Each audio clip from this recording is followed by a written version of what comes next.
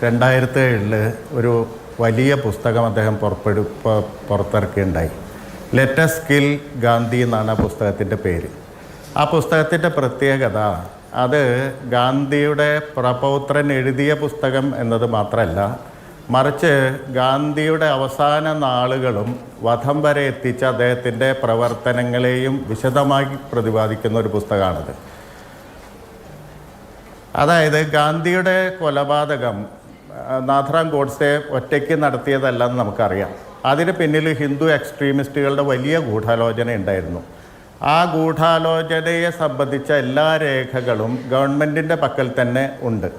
എന്ന് പറഞ്ഞാൽ അതിന് പിടികൂടപ്പെട്ട പ്രതികളുടെ വിവരങ്ങൾ, അവരെ പോലീസ് ചോദ്യം ചെയ്തപ്പോൾ ലഭിച്ച വിവരങ്ങൾ, കോടതിയിൽ അവർ നടത്തിയ ആ വാദപ്രതിവാദങ്ങളുടെ രേഖകൾ, ഇതെല്ലാം കഴിഞ്ഞ് ശിക്ഷ, ഇതെല്ലാം വളരെ വിശദമായി പ്രതിപാദിക്കുന്ന പുസ്തകമാണ് ലെറ്റസ് കിൽ ഗാന്ധി എന്ന് പറയുന്ന പുസ്തകം. മാത്രമല്ല, ഈ ഗാന്ധി വധത്തെ സംബന്ധിച്ച അന്വേഷണം അവിടെ നിന്നില്ല. അതിനുശേഷം 64 ജീവൻലാൽ കപൂറിനെ അധ്യക്ഷനാക്കി കപൂർ കമ്മീഷൻ റിപ്പോർട്ട് അല്ലെങ്കിൽ കപൂർ കമ്മീഷൻ്റെ അന്വേഷണ റിപ്പോർട്ട് പുറത്തു വന്നപ്പോൾ അതിൽ വളരെ വ്യക്തമായിട്ട് ഒരേ ഒരു ഫൈൻഡിംഗ് ആണുള്ളത്. സവർക്കറും സവർക്കറൈറ്റുകളുമാണ് ഈ കൊലപാതകം നടത്തിയതെന്ന് പറയുന്ന ഒരേ ഒരു ഫൈൻഡിംഗ് ആണ് അതിന് പിന്നിലുള്ളത്. എന്ന് പറഞ്ഞാൽ ഗാന്ധി വധത്തെ സംബന്ധിച്ച് എല്ലാ രേഖകളും വെളിവാക്കുന്നത് ഹിന്ദു തീവ്രവാദികളാണ് ആ കൊലയ്ക്ക് പിന്നിൽ പ്രവർത്തിച്ചെന്ന ഉള്ള വസ്തുതയാണ്. അപ്പോൾ ആ വസ്തുത ഇന്നത്തെ കാലത്ത് പലപ്പോഴും മറക്കപ്പെട്ടിരിക്കുന്ന അല്ലെങ്കിൽ മറക്കപ്പെടാൻ ശ്രമിക്കുന്ന തരത്തിലുള്ള ഒരു രാഷ്ട്രീയാന്തരീക്ഷത്തിലാണ് ആ പുസ്തകം പുറത്തു വരുന്നത്. ഇന്ന് ഇപ്പോൾ ബിർള ഹൗസിൽ ഗാന്ധി വെടിയേറ്റ് വീണ ബിർള ഹൗസിൽ ചെന്ന് കഴിഞ്ഞാൽ അതൊരു മ്യൂസിയമാണ്. അതിൻ്റെ മുകളിൽ ഇപ്പോൾ ഒരു ഡിജിറ്റൽ മ്യൂസിയം ഒക്കെ വന്നിട്ടുണ്ട്. അവിടെ പോയാൽ നിങ്ങൾക്ക് പല വിവരങ്ങളും കിട്ടും ഗാന്ധിയെക്കുറിച്ച്. പക്ഷേ ഗാന്ധിയെ കൊന്നതാര്, അതിന് പിന്നിൽ പ്രവർത്തിച്ചവരാര് എന്നതിനെപ്പറ്റി യാതൊരു വിവരവും ആ മ്യൂസിയത്തിൽ നിന്ന് നിങ്ങൾക്ക് കിട്ടില്ല. അല്ലെങ്കിൽ ഈ ഗാന്ധിവധത്തിൻ്റെ വിചാരണ നടന്നത് റെഡ് ഫോർട്ടിലാണ്. റെഡ് ഫോർട്ടിലെ ഒരു പ്രത്യേക കെട്ടിടത്തിലാണ്. ഈ കെട്ടിടം എവിടെയാണ്? ഈ റെഡ് ഫോർട്ടിലെ അനേകം കെട്ടിടങ്ങൾക്ക് ഇടയിൽ ഈ സ്പെഷ്യൽ കോർട്ട് പ്രവർത്തിച്ച കെട്ടിടം ഏതാണെന്ന് നോക്കിക്കഴിഞ്ഞാൽ നിങ്ങൾക്ക് അവിടെ അന്വേഷിച്ച് കഴിഞ്ഞാൽ യാതൊരു വിവരവും കിട്ടില്ല. എന്ന് പറഞ്ഞാൽ ഗാന്ധി മെമ്മറി പതുക്കെ ഗാന്ധി സ്മൃതി എന്ന് പറയുന്നത് ഇന്ത്യ ചരിത്രത്തിൽ നിന്ന് വളരെ പതുക്കെ മായ്ച്ചു കളയാനുള്ള ഒരു ശ്രമത്തിലാണ്. പകരം ഗാന്ധിയുടെ ഒരു വ്യാജ ചരിത്രം ഉണ്ടാക്കുന്ന ഒരു വലിയ യത്നത്തിലാണ് ഇന്നത്തെ ഹിന്ദുത്വ ശക്തികൾ ഏർപ്പെട്ടിരിക്കുന്നത്. അപ്പോൾ ആ യത്നത്തിനെതിരെയുള്ള വലിയ ഒരു പ്രതിരോധ പുസ്തകമാണ് ഈ ലെറ്റസ് കിൽ ഗാന്ധി എന്ന് പറയുന്നത്. അതിൽ അനേകം രേഖകളുണ്ട്. പ്രത്യേകിച്ച് ഈ അവസാന ദിവസങ്ങൾ, ഗാന്ധിയുടെ അവസാന ദിവസങ്ങളിലെ ഓരോ ദിവസത്തെയും റെക്കോർഡ് ആ പുസ്തകത്തിലുണ്ട്. അപ്പോൾ ആ പുസ്തകത്തിൽ കൂടെ കടന്നു പോകുന്ന ഓരോരുത്തർക്കും വളരെ കൃത്യമായി ഹിന്ദുത്വ ഫാസിസ്റ്റുകളാണ് ഗാന്ധിയുടെ കൊലപാതകത്തിന് പിന്നിൽ പ്രവർത്തിച്ചതെന്ന് വളരെ വ്യക്തമായിട്ട് മനസ്സിലാവും. അപ്പോൾ അത്തരം ഒരു ഗ്രന്ഥം എഴുതിയതിന്റെ പേരിലാണ് തുഷാർ ഗാന്ധി വേട്ടയാടപ്പെടുന്നത്. ഒരു പ്രധാനപ്പെട്ട കാര്യം, താങ്കൾക്ക് 15 മിനിറ്റേ ആയിട്ടുള്ളൂ. ആകെ 3 പേരും കൂടെ ഇരുന്നിട്ടേ ആകെ 15 മിനിറ്റേ ആയുള്ളൂ. താങ്കൾക്ക് ഇനി ബാക്കി 45 മിനിറ്റ് ബാക്കിയുണ്ട്. അദ്ദേഹം കംപ്ലീറ്റ് ചെയ്യട്ടെ, എന്നിട്ട് ഞാൻ അങ്ങേക്ക് വരാം. ശരി പറഞ്ഞോളൂ.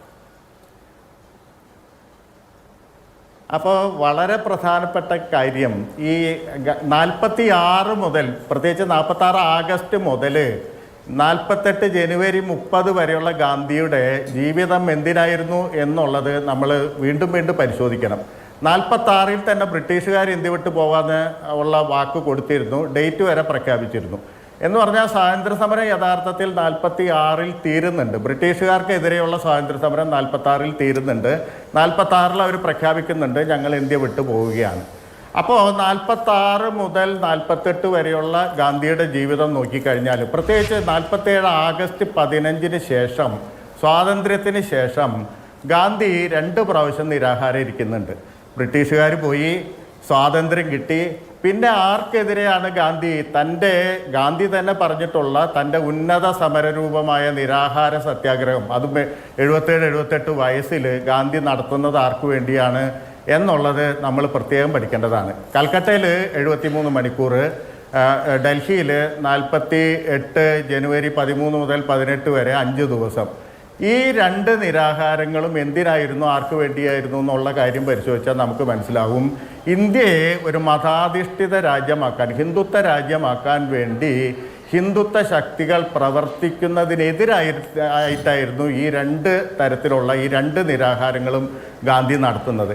എന്ന് പറഞ്ഞാൽ അവരുടെ മുന്നിൽ, പ്രത്യേകിച്ച് ആ സമയത്ത് പാർട്ടീഷൻ കഴിഞ്ഞു, പാകിസ്ഥാൻ ഉണ്ടായി. പാകിസ്ഥാൻ നമുക്കറിയാവുന്ന പോലെ ഇസ്ലാം അധിഷ്ഠിത രാജ്യമാണ്. അതുകൊണ്ട് ഒരു ഹിന്ദുത്വ രാഷ്ട്രം ഇവിടെ കെട്ടിപ്പടുക്കാം എന്ന് അതിന് വിലങ്ങുതടിയായി നിന്നിരുന്നത് ഈ വിലങ്ങുതടിയായി നിന്നിരുന്നത് 46 മുതൽ 48 വരെയുള്ള ഗാന്ധിയുടെ പരിശ്രമങ്ങളാണ്. ഗാന്ധി ഈ സ്വാതന്ത്ര്യ സമരത്തിന്റെ അവസാന ഘട്ടത്തിൽ പൊരുതിയത് മുഴുവൻ ഈ പറയുന്ന ഹിന്ദുത്വ ശക്തികളോടാണ്. ഇന്ത്യ ഒരു ഹിന്ദുത്വ രാജ്യമായി പരിണമിക്കുന്നതിനെതിരെയുള്ള വലിയ പ്രതിരോധമാണ് ഗാന്ധി തീർത്തത്. ആ ഗാന്ധിയെ, അതുകൊണ്ടാണ് ഗാന്ധിയെ നീക്കം ചെയ്തത്, ഇവരെ കൊന്ന് നീക്കം ചെയ്തത്. ഒറ്റ കാര്യം കൂടി ഞാൻ പറയാം.